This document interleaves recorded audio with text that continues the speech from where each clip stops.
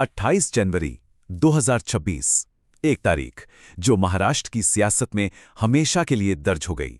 एक विमान हादसा, एक चौंकाने वाली खबर और एक राजनीतिक युग का बेहद दुखद अंत। आज हम बात करेंगे उस घटना की जिसने पूरे देश को हिलाकर रख दिया।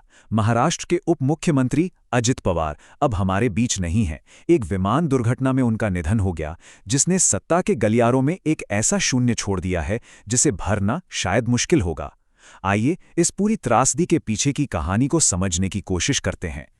ये शब्द सिर्फ एक श्रद्धांजलि नहीं है, बल्कि ये इस बात का सबूत है कि अजीत पवार का कद भारतीय राजनीति में कितना बड़ा था। प्रधानमंत्री से लेकर विपक्ष तक हर कोई इस खबर से स्तब्ध है। तो चलिए सबसे पहले उस दुर्भाग्यपूर्ण सुबह की बात करते हैं और समझते हैं कि आखिर हुआ क्या था। देखिए, ये एक बिल्कुल रूटीन उड़ान लग रही थी। मुंबई से बारामती, जो कि अजीत पवार का राजनीतिक गढ़ माना जाता है। विमान था लियरजेट 45, एक प्राइवेट जेट जिसे वीएसआर वेंचर्स नाम की कंपनी चला रही थी। लेकिन ये उड़ान अपनी मंजिल तक कभी नहीं पहुंच पाई। पवार समेत विमान में सवार सभी 5 लोगों की इस हादसे में दुखद मौत हो गई। अब आते हैं कहानी के सबसे तनावपूर्ण और कह सकते हैं दुखद हिस्से पर कि उड़ान के आखिरी पलों में असल में हुआ क्या था।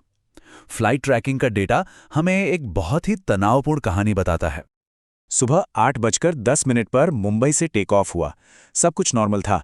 लगभग 30.5 मिनट बाद बारामती में लैंडिंग का वक्त आया। सुबह के करीब 8:45 पर पायलट ने पहली बार लैंड करने की कोशिश की, लेकिन शायद मौसम साफ नहीं था। उसने एटीसी को बताया कि रनवे नहीं दिख रहा और उसने गो अराउंड करने का फैसला किया, यानी विमान को दोबारा ऊपर उठाकर एक और चक्कर लगाना। और फिर 8:48 पर दूसरे प्रयास के दौरान विमान का सिग्नल हमेशा के लिए चला गया। और देखिए, यही इस पूरी कहानी का सबसे रहस्यमयी हिस्सा बन जाता है। दूसरे प्रयास से ठीक पहले पायलट ने कंफर्म किया था कि उसे रनवे दिख रहा है और एटीसी ने लैंडिंग की मंजूरी भी दे दी थी।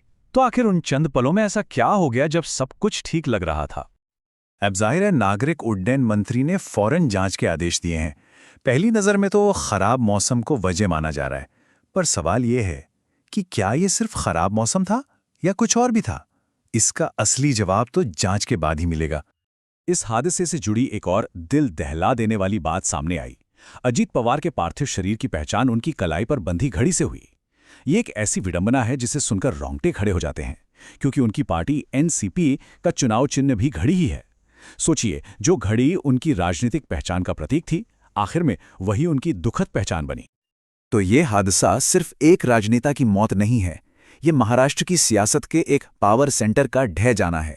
तो आखिर कौन थे अजीत पवार, जिन्हें लोग प्यार से दादा कहते थे? अजीत पवार महाराष्ट्र की राजनीति में ये नाम दादा के तौर पर जाना जाता था। वो अपनी जमीनी पकड़, अपनी बेबाक बातों और फैसले लेने की तेज क्षमता के लिए मशहूर थे। एक ऐसी शैली जिसने उन्हें बहुत से दोस्त भी दिए और दुश्मन भी। उनका सियासी सफर शुरू तो हुआ अपने चाचा शरद पवार की छत्रछाया में, लेकिन दादा की अपनी महत्वाकांक्षाएं थीं। ये टकराव 2023 में अपने चरम पर पहुंचा जब अजीत पवार ने अपने चाचा के खिलाफ एक तरह से बगावत कर दी। पार्टी के ज्यादातर विधायकों को अपने साथ लिया और चुनाव आयोग से असली एनसीपी के तौर पर मान्यता भी हासिल कर ली। ये एक ऐसा कदम था जिसने पवार परिवार और महाराष्ट्र की राजनीति दोनों को हमेशा के लिए बदल दिया। तमाम राजनीतिक मतभेदों के बावजूद ये नुकसान निजी था। उनके चाचा शरद पवार ने सभी अटकलों को खारिज करते हुए साफ कहा कि ये एक दुर्घटना है। राजनीति से परे ये एक चाचा का अपने भतीजे को खोने का दुख था। अब बात करते हैं उस राजनीतिक भूचाल की जो इस हादसे ने महाराष्ट्र में ला दिया है। अजित पवार के जाने से एक बहुत बड़ा शून्य पैदा हो गया है। उनके सम्मान में महाराष्ट्र सरकार ने 3 दिनों के राजकीय शोक का ऐलान किया है। ये अपने आप में उनके कद और प्रभाव को दिखाता है। मुख्यमंत्री देवेंद्र फडणवीस ने उन्हें अपना मजबूत और उदार दोस्त कहा, तो वहीं उनके सबसे बड़े राजनीतिक प्रतिद्वंदियों में से एक संजय राउत ने कहा कि दादा के बिना महाराष्ट्र की राजनीति अधूरी है। ये एक ऐसा नुकसान था जिसने पार्टी लाइन की दीवारों को तोड़ दिया। तो अब आगे क्या? अजित पवार की राजनीतिक विरासत का क्या होगा? क्या उनका गुट बिखर जाएगा? जो विधायक उनके साथ आए थे, क्या वो एकजुट रहेंगे? और सबसे बड़ा सवाल, क्या ये दुखद घटना पवार परिवार को फिर से एक कर सकती है? ये वो सवाल हैं जो आने वाले दिनों में महाराष्ट्र की सियासत की दिशा तय करेंगे। एक नेता का अचानक चले जाना अपने पीछे कई अनसुलझे सवाल छोड़ गया है। अजित पवार की कहानी तो शायद खत्म हो गई है, लेकिन महाराष्ट्र की राजनीति में सत्ता का संघर्ष अब असल में शुरू हुआ है। इस शून्य को कौन भरेगा?